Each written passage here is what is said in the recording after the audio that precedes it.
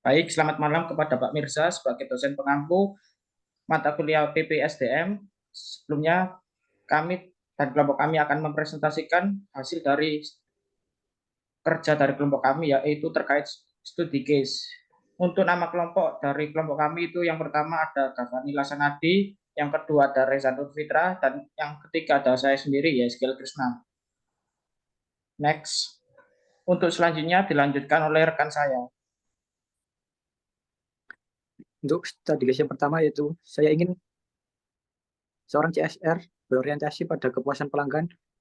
Apa Anda bisa memberikan pelatihan customer service excellence agar mereka memiliki sikap yang diinginkan konsumen?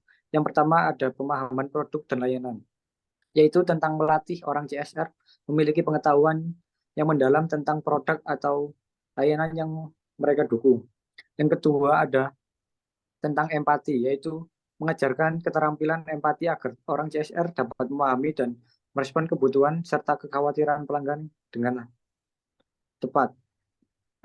Yang ketiga ada komunikasi yang efektif, yaitu memberikan keterampilan penyelesaian masalah sehingga orang CSR dapat menanggapi keluhan atau masalah pelanggan dengan efisien.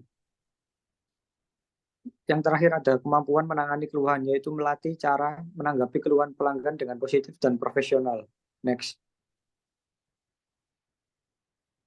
Studi case yang kedua adalah saya sedang melihat daftar pelatihan yang diselenggarakan Anda tahun depan.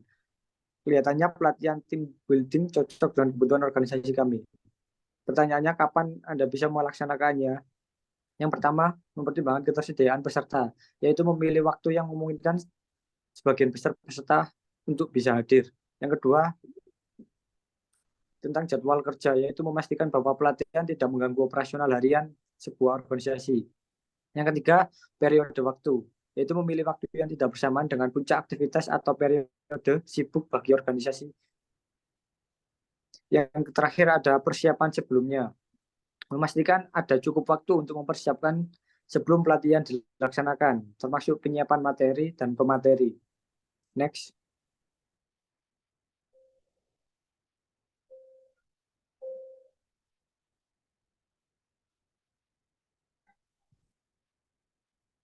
Untuk strategi yang ketiga, pada masa 10 tahun mendatang, 50% dari pendapatan kami akan bergantung pada teknologi mutakhir yang berkembang cepat dewasa ini.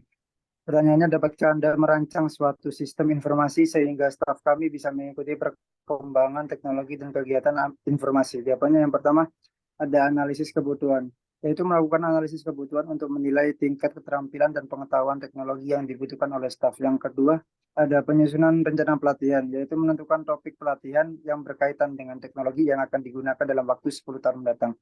Selanjutnya ada pelatihan berkelanjutan, yaitu menyusun program pelatihan berkelanjutan yang memungkinkan staf untuk terus mengembangkan keterampilan mereka seiring waktu. Yang terakhir ada evaluasi dan pembaruan terus-menerus, yaitu menyesuaikan program secara berkala sesuai dengan perkembangan teknologi dan kebutuhan staf. Next.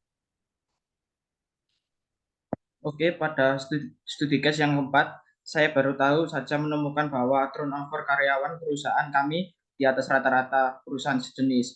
Merupakan manajer kami kurang mampu memotivasi dan mengembangkan bawahnya. Apa yang kita bisa lakukan dan mendiskusikan apa yang kita ambil. Yang pertama, adapun beberapa langkah-langkah yang dapat kita ambil, yaitu yang pertama, melakukan evaluasi kepemimpinan.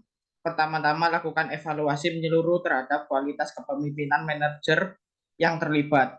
Identifikasi area di mana perbaikan mungkin diperlukan, termasuk kemampuan dan motivasi dan mengembangkan bawahnya.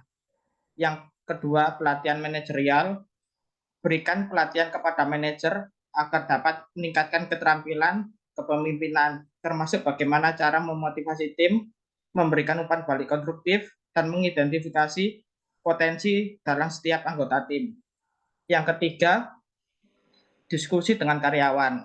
Lakukan survei kepuasan karyawan untuk mendapatkan pemahaman yang lebih baik tentang masalah yang mungkin ada di antara karyawan. Gunakan hasilnya untuk membuat perubahan yang sesuai. Dan yang terakhir, evaluasi dan umpan balik terbuka. Bangun sistem umpan balik terbuka yang memungkinkan karyawan memberikan masukan tentang manajer dan lingkungan kerja, Dengan hal ini dapat membantu mengidentifikasi apa yang harus diperbaiki untuk kedepannya, sehingga bisa untuk memecahkan masalah yang terjadi di perusahaan. Sekian presentasi dari kelompok kami. Bila ada kekurangan, kami mohon maaf. Terima kasih.